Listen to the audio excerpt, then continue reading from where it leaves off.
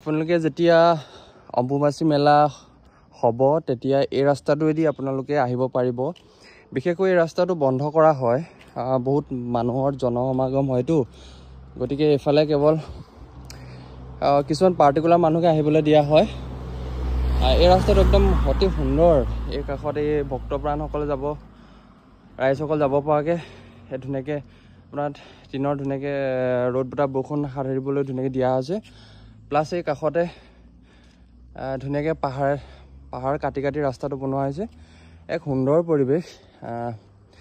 যেতিয়া আমি সময় সুবিধা পাওঁ তেতিয়া আমি মৰ্ণিং ৱাক কৰিবলৈ এই ৰাস্তাটোৱে আহোঁ। বহুত কষ্ট হয় যদিও ইয়াত ধুনীয়া এটা পৰিৱেশৰ মাজত নিজৰ মনটো ভাল হৈ পৰে। গুৱাহাটীৰ পৰা বহুতখিনি ইয়াত পৃথক হয়, কাৰণ ইয়াত যিটো জলবায়ু হয় সেই জলবায়ুটো অতি সুন্দৰ। গতিকে আপোনালোকক দেখাবলৈ চেষ্টা কৰিছোঁ।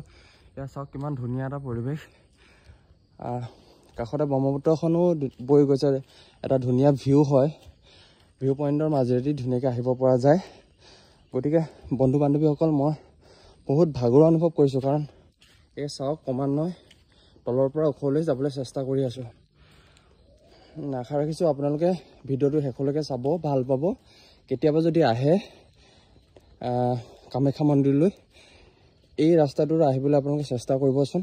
প্ৰথম যিখন গেট হয় কামাখ্যা মন্দিৰলৈ যোৱা, সেই গেটখনত বহুত ভিৰ হয়, কিন্তু এইফালে আপোনালোকে অকণো ভিৰ নাপাব।